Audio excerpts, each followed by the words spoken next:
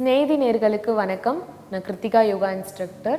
இன்றைக்கி நம்ம ஹைப்பர் டென்ஷனை வந்து எப்படி குறைக்கலாம், பிராணாயமா பண்ணி எப்படி கம்மி பண்ணலாம் அப்படின்றத தான் இன்றைக்கி நம்ம பார்க்க போகிறோம். ஹைப்பர் டென்ஷன் நம்மளுக்கு வந்துட்டாவே போதும், எல்லா பிரச்சனையும் நம்மளுக்கு வந்துடும்.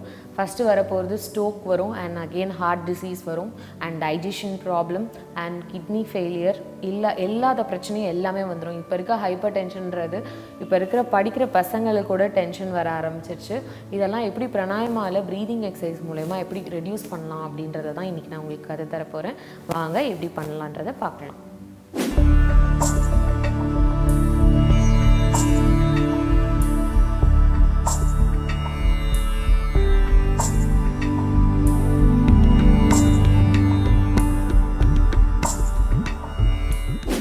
இன்றைக்கி நம்ம பார்க்க போகிற ஃபஸ்ட்டு பிராணாயமா வந்து சீத்தளி பிராணாயமா. அதை எப்படி பண்ணலாம் அப்படின்றத தான் இன்றைக்கி நம்ம பார்க்க போகிறோம். உங்களோட டங் வந்து அவுட் வச்சுக்கோங்க, நல்லா இப்படி நல்லா எக்ஸ்டெண்ட் பண்ணணும். டங்கை நல்லா ஸ்ட்ரெச் பண்ணதுக்கப்புறம் அதை டியூப் மாதிரி பெண்ட் பண்ணிக்கோங்க. இது மாதிரி நல்லா பெண்ட் பண்ணணும், நல்லா வெளியே ஸ்ட்ரெச் ஆகி வரணும். இப்போ இந்த டியூப் வழியாக இன்ஹலேஷன் பண்ணுங்கள். And close your mouth and exhale through your nose. உங்க மூக்கு வழியா நல்லா எக்ஸலேஷன் பண்ணுங்க. இதை ஒரு 5 times பண்ணா உங்களுக்கு போதும். Again inhale with your tongue and exhale through your nose. நல்லா ஒரு டீப் இன்ஹலேஷன் உங்க மவுத் வழியா எடுங்க, and exhale வந்து உங்களோட நோஸ் வழியா ஸ்லோவா எக்ஸேல் பண்ணுங்க.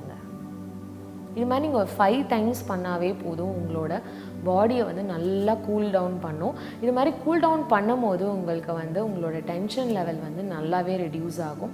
இதை யார் யாரெல்லாம் பண்ணக்கூடாது பார்த்தீங்கன்னா, சப்போஸ் நீங்கள் ஆஸ்மா பேஷண்ட்டாக இருக்கீங்க, சப்போஸ் வந்து உங்களுக்கு ஹை ஃபீவர் இருக்குது, இல்லை ஹெவி கோல்டு இருக்குது, அது மாதிரி இருக்கும் போது அது கண்டிப்பாக பண்ணவே கூடாது. ஒரு ஆசனா பண்ணுறோன்னா அதில் கண்டிப்பாக வந்து டிஸ்அட்வான்டேஜும் இருக்கும். கண்டிப்பாக நீங்கள் வந்து ஒரு டாக்டர் கன்சல்டேஷனோட பண்ணுறது நல்லது. நெக்ஸ்ட்டு நம்ம பார்க்க போகிறது ஷீட்கரி pranayama.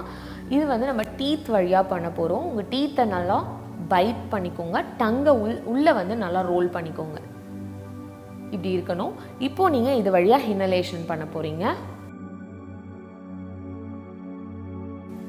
And close your mouth and exhale உங்கள் நோஸ் வழியாக ஸ்லோவா எக்ஸேல் பண்ணுங்க. Again one more time.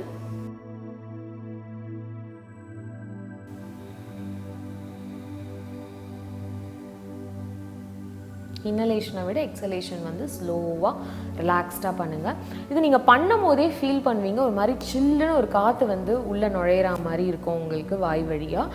Exhale பண்ணும் போது உங்களுக்கு நல்லா ஹீட், உள்ளே இருக்க ஹீட் எல்லாமே வெளியே வரும் உங்களுக்கு. இப்படி பண்ணும் போது உங்கள் பாடி நல்லா கூல் டவுன் ஆகும், உங்களோட டென்ஷன் உடனே கம்மியாயிடும். இதில் இன்னொரு பெனிஃபிட்டாக இருக்குது பார்த்திங்கன்னா, நிறைய தண்ணி குடிச்சிட்டே இருப்பீங்க, ஆனால் வந்து தண்ணி தாகம் வந்து அடங்கவே அடங்காது. அந்த டைமில் நீங்கள் இதை பண்ணிங்கன்னா உடனே உங்கள் தாகம் வந்து அடங்கும். நெக்ஸ்ட்டு நம்ம பார்க்க போகிறது வந்து பிரம்மரி, தேர்ட் ஒன். உங்களோட இயர்ஸை க்ளோஸ் பண்ணிவிட்டு ஹம்மிங் பீ சவுண்ட் பண்ண போகிறோம். ஃபஸ்ட்டு இன்ஹேல் பண்ணணும், and exhale humming bee sound.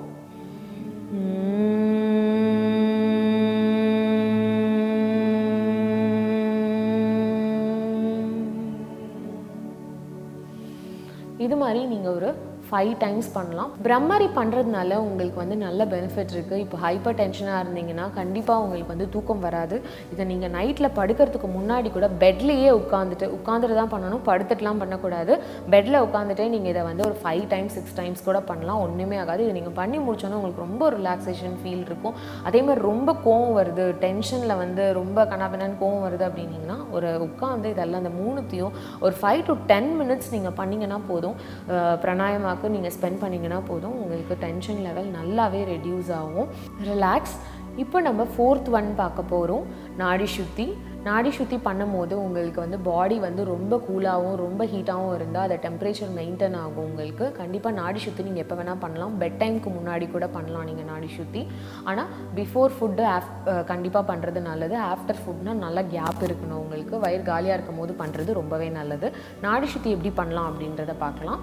First உங்களோட சுண்டு விரலையும் உங்களோட மோதிர விரலையும் நீட்டிக்கோங்க. அண்ட் உங்கள் கட்டை விரல் உங்களோட ரைட் ஹேண்டில் மட்டும் தான் நீங்கள் இதை பண்ணணும். உங்களோட ரிங் ஃபிங்கரால் லெஃப்ட் நாஸ்ட்ரிலை க்ளோஸ் பண்ணிக்கோங்க. Deep inhale from your right side நாஸ்ட்ரில்லேருந்து உங்களோட இன்ஹலேஷன் பண்ணுங்கள். இன்ஹேல் பண்ணி close. Opposite side exhale, left side exhale பண்ண போகிறோம். ஸ்லோவாக எக்ஸேல் பண்ணுங்கள்.